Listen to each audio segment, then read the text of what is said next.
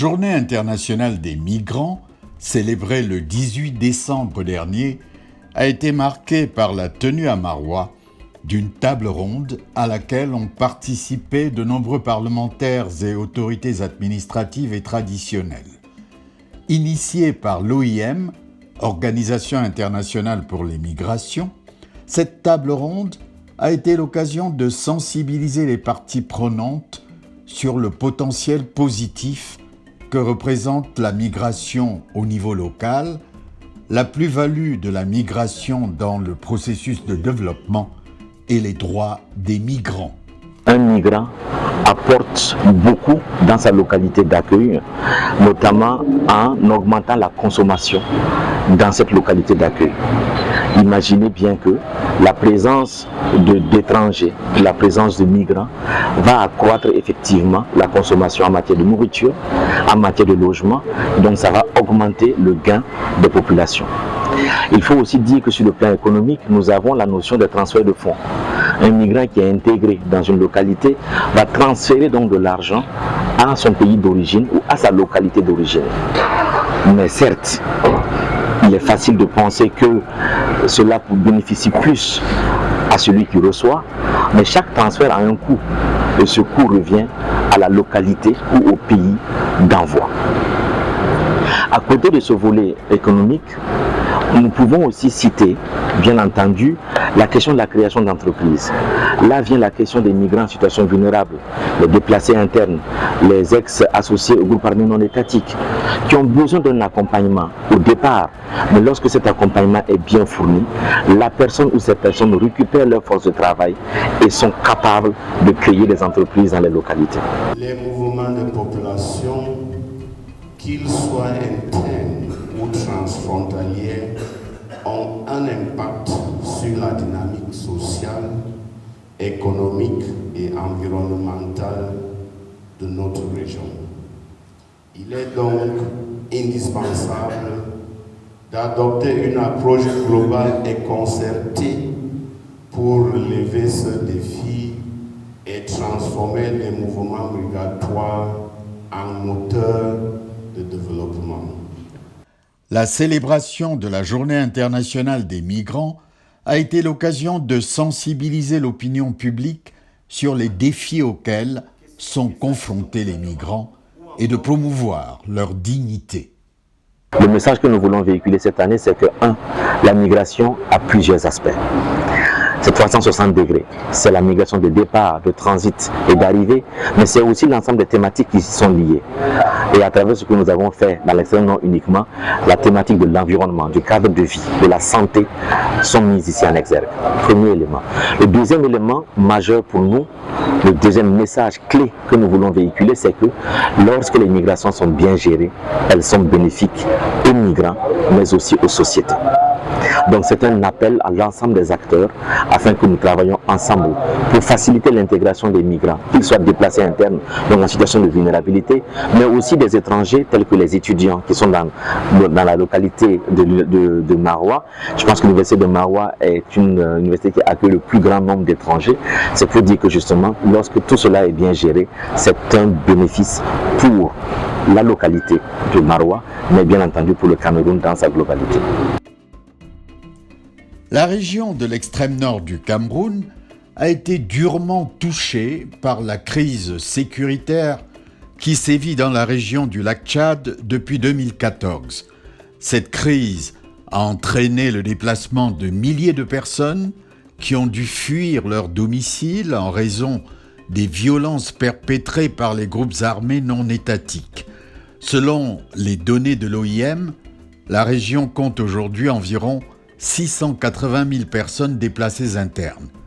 Par ailleurs, la région est également sujette aux catastrophes dues aux aléas climatiques, notamment les inondations en saison pluvieuse et l'avancée du désert du fait de la sécheresse.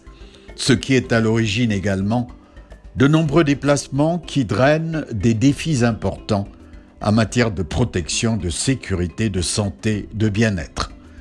C'est pour cela que plusieurs activités en lien avec les défis environnementaux ont été identifiées pour marquer la célébration de la Journée internationale des migrants dans l'extrême nord.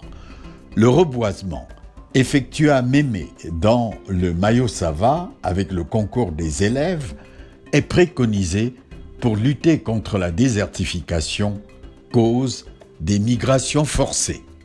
Depuis l'afflux massif des déplacés internes dans certaines localités de la commune de Mora, consécutif aux exactions de la secte Boko Haram, nous assistons impuissants à la destruction massive de l'écosystème par l'abattage sauvage des arbres pour les besoins domestiques. Cette situation entraîne des conséquences qui sont désormais visibles sur la durée de la saison de pluie, mais aussi la quantité de pluie que nous recueillons en cours d'une année. Ces catastrophes naturelles ne font que s'enchaîner. À titre d'illustration, depuis 3 ans, nous sommes menacés par les chenilles qui dévastent les cultures. Les mares d'eau s'assèchent partout, rendant difficile la culture des cultures de contre-saison. Les bétails deviennent de plus en plus squelettiques. Les inondations détruisent au jour les récoltes et les maisons. C'est pourquoi j'invite les élèves ici présents, leurs encadreurs et même les parents à s'approprier ce projet afin qu'aucun arbre planté ne périsse. Il y va de notre survie, il y va de la survie des futures générations.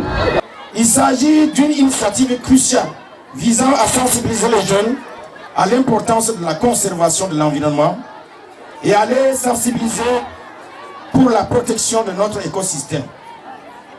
Il s'agit d'une formation pratique comme l'approche Learning by Doing l'exige. Le choix des milieux scolaires est justifié par le fait que l'action éducative s'avère essentielle pour l'émergence des citoyens écologiquement responsables. Mes chers élèves, je vous encourage à continuer votre engagement environnemental, à être des leaders inspirants au sein de vos communautés et à diffuser le message de la responsabilité, de la solidarité. Je crois en vous et votre potentiel et en vos capacités de faire une réelle différence dans ce monde.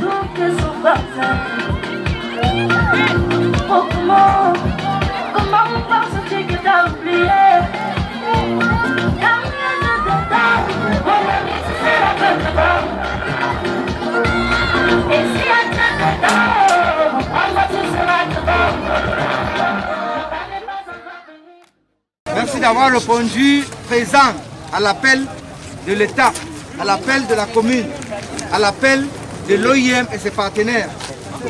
Déjà, ça prouve à suffisant votre engagement pour l'action citoyenne. Par ailleurs, s'est déroulée à Maroua une activité ville propre à travers le curage des caniveaux par des dizaines de volontaires pour promouvoir un environnement sain et durable pour les personnes en mobilité. J'ai constaté qu'il y a l'engouement, quand même il y a la participation collective, il y a la population locale, et même les volontaires des associations qui sont vraiment impliqués dans ça.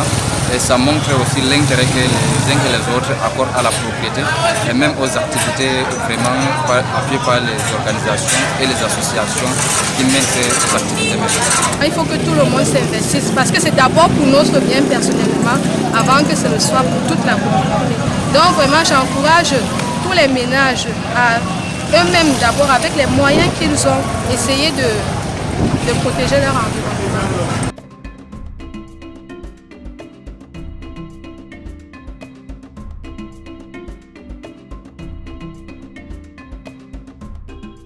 En prélude à la Journée internationale des migrants, l'OIM a également organisé à Mokolo un atelier de renforcement des capacités de ses collaborateurs et partenaires sur les stratégies de mise en œuvre de ces programmes d'activité. Nous avons parlé par exemple de la prise en compte du genre dans l'action humanitaire. On sait aujourd'hui que ce n'est plus à démontrer. D'ailleurs, on ne nous laisse plus de choix. parce que il est désormais recommandé de ne laisser personne derrière. Nos actions sur le terrain doivent prendre en compte toutes les catégories de personnes dans le besoin, que ce soit les femmes, les hommes, les filles, les garçons, les personnes vivant avec un handicap.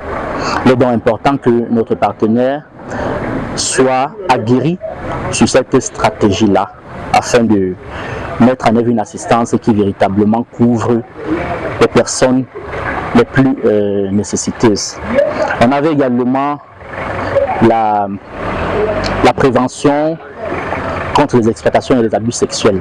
Ça, c'est un élément pour les humanités qui est hautement important parce que c'est le principe de tolérance zéro pour tout écart, n'est-ce pas, regardant la protection, n'est-ce pas, de nos bénéficiaires.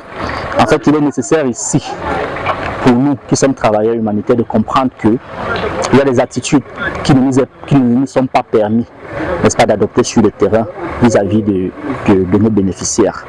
Nous sommes là pour servir ces bénéficiaires-là et non pour nous servir d'eux. Et puis notre assistance, elle doit être désintéressée, elle doit être indépendante, elle devrait véritablement être une assistance gratuite. Tout ce qu'on a appris durant cette séance, je vais le mettre en pratique. Déjà au niveau de la communication, je saurai dorénavant quand prendre une photo et comment la prendre pour mieux faire parler cette photo-là. Et je ferai aussi tout le moins possible pour mettre en place un comité de gestion des plaintes, parce que c'est une question aussi très importante. Quand les bénéficiaires n'ont pas un retour de plainte, ça cause aussi problème à ce niveau. Déjà au niveau du ciblage aussi des bénéficiaires, je ferai en sorte de prendre le bénéficiaire nécessiteux qui est vraiment dans le besoin, qui saura apprécier et accepter l'assistance que je lui amène pour que ça lui permette de développer dans la communauté. Au total, cette célébration de la Journée internationale des migrants a été une occasion de renforcer la solidarité envers les migrants, de promouvoir des politiques migratoires fondées sur les droits de l'homme et de mettre en avant la contribution positive des migrants au développement des communautés d'accueil.